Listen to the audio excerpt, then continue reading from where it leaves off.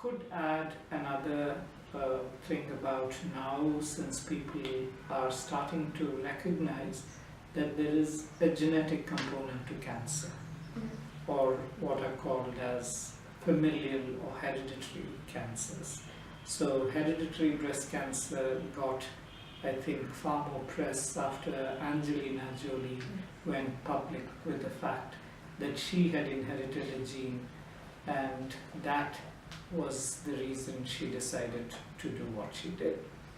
Now, that particular gene, BRCA1, has gotten a lot of press and attention, and there are questions as to whether the prevalence of those specific mutations are higher in Indian women or lower in Indian women, because BRCA1 mutations lead to the type of breast cancer that would be called triple-negative breast cancer.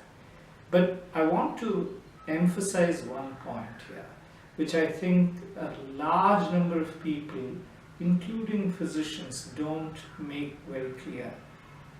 By and large, breast cancer continues to be a sporadic disease.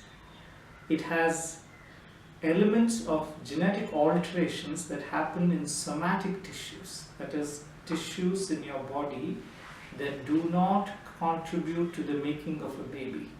The cells that go on to making of a new baby are called the germline tissues. But these mutations or alterations happen in somatic tissues. So most cancer is still sporadic, 90%. So all of the hereditary and familial forms of breast cancer put together in a clinic, a large clinic that takes care of thousands of patients every year, would not be more than 10%. 90% is not because of something that you inherited from your mother or father. There's a second misconception.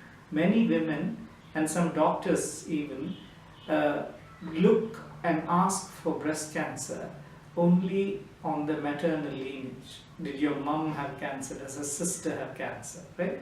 And actually this gene and the mutations that are there in it are not restricted to the sex chromosomes. They're actually on autosomes.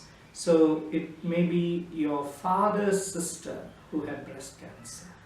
So what you need to look for is a family history of breast cancer on both sides. And the third point, which is I think the most important point, is should there be a genetic predisposition, it tends to manifest early in past generations.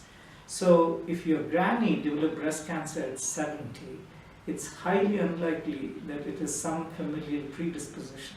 Whereas if your aunt had breast cancer at 45, then that ups the ante for it being, there being a greater likelihood of it being due to inherited predisposition. But all said, I want to repeat, inherited predispositions don't account for more than 10% of all breast cancers.